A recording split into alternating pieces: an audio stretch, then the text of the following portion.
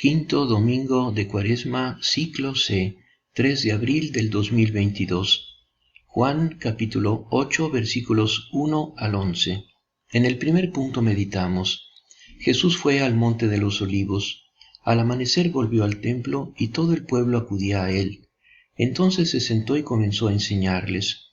Los escribas y los fariseos le trajeron a una mujer que había sido sorprendida en adulterio, y poniéndola en medio de todos, dijeron a Jesús: Maestro, esta mujer ha sido sorprendida en flagrante adulterio. Moisés en la ley nos ordenó apedrear a esta clase de mujeres. ¿Y tú qué dices? Decían esto para ponerlo a prueba, a fin de poder acusarlo. Pero Jesús, inclinándose, comenzó a escribir en el suelo con el dedo. El domingo pasado, la liturgia nos ofreció la página conmovedora del Hijo Pródigo. Era una parábola con la que el Señor nos exhortaba a creer en la infinita misericordia del Padre Celestial y a dejarnos reconciliar con Él a través del sacramento del perdón. Hoy pasamos de la parábola a la realidad, pero el tema sigue siendo el mismo, si acaso se especifica más en un sentido cristológico. Ahora todo perdón, toda remisión de los pecados y toda reconciliación con Dios pasa por Jesucristo. La realidad es aún más consoladora que la parábola. En la parábola hay un hijo menor que se queda en casa y se resiente del perdón otorgado al hijo menor. En realidad, el hijo mayor, Jesucristo, no se quedó en casa, sino que fue en busca del hijo menor. Meditemos, pues, con este espíritu el episodio de la adúltera que nos propone el Evangelio de hoy. Fue insertado en el Evangelio de Juan en un momento posterior al primer borrador, pero ciertamente se basa en una tradición histórica y está en perfecta sintonía con toda una serie de episodios y parábolas evangélicas que nos transmite Lucas. Sirve para ilustrar magníficamente las palabras de Jesús: no he venido a juzgar sino a salvar. Podemos representar todo el episodio de la adúltera en tres cuadros. Primero, Jesús y la multitud. Segundo, Jesús y el pecador solos. Tercera, otra vez Jesús y la multitud. En este último caso, la multitud no está formada solo por los fariseos, sino por todos nosotros, veteranos como somos, en la profesión de acusadores de los hermanos. Jesús y los acusadores. Jesús estaba enseñando. De repente el círculo de oyentes se abre para dejar pasar a una mujer empujada por una jauría de fariseos que gritan en tono de triunfo. La ponen frente a él y se acomodan en círculo, tal vez con los brazos cruzados. ¿Qué te parece? No habían venido a pedir una opinión, sino a tenderle una trampa. Él mismo dijo que no vino a abrogar la ley, sino a cumplirla. Por lo tanto, debe cumplir con la ley y participar en la lapidación de la mujer, pero si lo hace, perderá esa aureola de misericordia y mansedumbre que tanto los irrita, porque tanto encanta a las multitudes. Jesús no dice una palabra, se agacha para trazar las señales. Tal vez medita, se fija en las intenciones de los interlocutores. Tal vez quiera esperar un poco de calma en el corazón paralizado por el miedo de esa mujer. Pocas imágenes de Cristo respiran un aire más humano y más divino que esta. Finalmente levanta la vista y dice: el que esté libre de pecado entre ustedes, sea el primero en arrojar la piedra. Tal vez deba entenderse sin este pecado que reprochan a la mujer, teniendo en cuenta que el Decálogo también prohibía el adulterio del deseo. Era como si de repente hubiera levantado la tapa de la conciencia de todos. Jesús sabía lo que había en el corazón de todos. El silencio se hizo pesado e insoportable. Los mayores comenzaron a escabullirse a escondidas, tal vez asustados por la idea de que Jesús pretendía ayudarlos a hurgar en su vida pasada para ver si realmente estaban sin pecado, sin ese pecado que en el Decálogo se llama querer la mujer ajena. Fue el silencio, no la escritura de Jesús en el suelo, lo que los asustó. Señor Jesús, que has sido perseguido y puesto en dificultades por los hombres religiosos del pueblo de la antigua alianza, danos la sabiduría y el valor para responder a los ataques contra la fe y la moral cristiana, para que podamos ayudar a los que están en las tinieblas del error y del pecado. En el segundo punto meditamos. Como insistían, se enderezó y les dijo: el que no tenga pecado, que arroje la primera piedra. E inclinándose nuevamente, siguió escribiendo en el suelo. Al oír estas palabras, todos se retiraron uno tras otro, comenzando por los más ancianos. Jesús quedó solo con la mujer que permanecía allí. Jesús solo con la adúltera. La corte se ha despoblado. Solo el juez y el acusado permanecieron en la sala. Hasta ahora Jesús ha permanecido inclinado hacia la tierra. Ahora se levanta, mira a la mujer. Mujer, ¿dónde están? ¿Nadie te ha condenado? Después del terror, siente esa mirada de misericordia como un baño de luz. Ningún hombre la había mirado nunca así. ¿Quién sabe con qué tono responde a Jesús en el silencio que sigue a la huida de los acusadores? Nadie, Señor. Y Jesús: ni yo te condeno, vete, y de ahora en adelante no peques más. Jesús no pide nada más, evidentemente.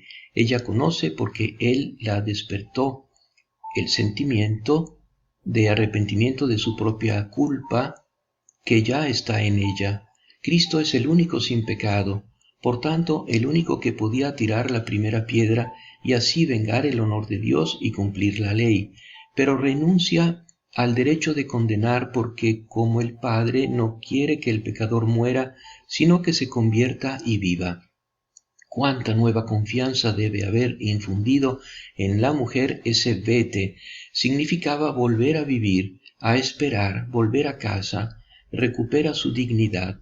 Di a los hombres con tu sola presencia entre ellos que no solo está la ley, también está la gracia. Podemos estar seguros, la experiencia de ese perdón, de esa comprensión infinita por parte de Jesús, levantó a esa mujer, llenó su corazón con la experiencia de un amor nuevo, tan diferente del que la había decepcionado tan trágicamente. Así que ya no tuvo que caer en la tentación de buscar un momento de turbia felicidad en los brazos de un hombre que, habiéndola seducido, quizás la había abandonado tan vilmente en peligro. Espíritu Santo, danos la humildad y la compasión para que no juzguemos y no condenemos a los pecadores, sino que reconozcamos nuestros pecados y estemos dispuestos a comprender y a perdonar como Jesús nos perdonó tantas veces en la confesión sacramental.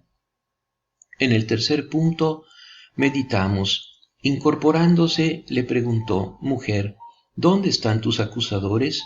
¿Alguien te ha condenado? Ella le respondió: nadie, Señor. Yo tampoco te condeno, le dijo Jesús. Vete, no peques más en adelante. Jesús y nosotros. ¿Qué nos dice el episodio de la adúltera a los cristianos de hoy? Esta página del Evangelio siempre ha desconcertado un poco a los cristianos, de ahí la dificultad encontrada para ser admitido en el canon de las Escrituras. En una época en que el adulterio era considerado uno de los pecados sin posibilidad de perdón en la Iglesia, la actitud de Jesús, que no ordena ni siquiera una penitencia saludable, no podía sino desconcertar. Además, solo recientemente se ha insertado este estupendo pasaje del Evangelio en una liturgia dominical. Ciertamente, en la parábola del Hijo Pródigo, básicamente asistimos a un mayor perdón, pero allí era una parábola. Aquí está la realidad. Jesús muestra que toma sus parábolas literalmente, lo que quiso inculcar en esa circunstancia, porque no hay razón para dudar de la historicidad del hecho, aunque no fuera Juan el redactor. No es que el adulterio no sea pecado. Hay una condena explícita, hay una delicada, aunque muy delicada, en las palabras: no peques más. La actitud de Jesús se comprende si se piensa que nadie odia más el pecado que Él, incluso el adulterio, del que condena incluso el pensamiento. Cualquiera que mira a una mujer para desearla, ya adulteró con ella en su corazón. Lo que Jesús con este gesto suyo quiso prohibir de una vez por todas es el oficio de sabueso o detective de los pecados ajenos. Aquí, por lo tanto, muchas de las recomendaciones del Maestro encuentran aplicación práctica. No juzgar, ten piedad.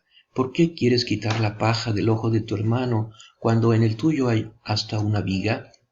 El Evangelio de hoy ataca de raíz muchos de nuestros hábitos. Por supuesto, ya no blandimos piedras contra nuestro prójimo, la ley civil nos lo prohibiría, pero el lodo sí, las murmuraciones sí, las críticas sí. Cuánto lodo brota sobre los demás de ciertas conversaciones entre amigas y entre amigos. Si alguien de nuestro círculo de conocidos cae o hace hablar de él, inmediatamente se escandaliza como aquellos fariseos. Pero no porque el pecado cometido sea verdaderamente detestado, a veces hasta tiene envidia de él, sino porque el pecador es detestado, porque al contrastar con la conducta de los demás, inconscientemente queremos hacer resplandecer más la nuestra. Te doy gracias, Dios, porque no soy como los demás, decía el fariseo en el templo. Jesús nos ofrece hoy un gran remedio para este mal hábito. ¿Quién de ustedes está libre de pecado? Examinémonos cuidadosamente, mirémonos con la mirada con que Dios nos mira y entonces sentiremos sí la necesidad de correr hacia Jesús, pero para pedir perdón por nosotros, no la condenación para los demás. El perdón para uno mismo también y sobre todo de aquella culpa, si por desgracia alguno se ve cargado con ella, que Jesús perdonó a la adúltera. De hecho, sigue siendo un pecado devastador que ningún creyente puede guardar silencio en su conciencia durante mucho tiempo sin arruinar su propia fe y su propia familia. No se puede terminar el comentario de este pasaje evangélico sin mencionar la silenciosa pero grandísima revolución que en él se está produciendo. Aquella mujer tirada al suelo, temblando de miedo, mirada con desprecio por un grupo de hombres con el ceño fruncido, humillada e incapaz de defenderse, es lamentablemente la imagen exacta de lo que era en ese momento la mujer en la sociedad. ¿Dónde estaba el hombre que había pecado con ella? Discriminada, pues, incluso en el pecado. Jesús se opone a esa situación, la transforma con su resistencia, desenmascara su iniquidad. Si los discípulos de Cristo hubieran sabido aprovechar ese comienzo y ese ejemplo, no habría sido necesario esperar otros 20 siglos, porque dentro de nuestra sociedad comenzaríamos a hablar de la liberación de la mujer y sobre todo esta liberación habría ocurrido con métodos y en nombre de principios mucho más dignos del Evangelio. No, todos iguales para cometer el pecado. Este es el significado de despenalizar el adulterio de una mujer, sino todos iguales para hacer el bien y crecer en dignidad.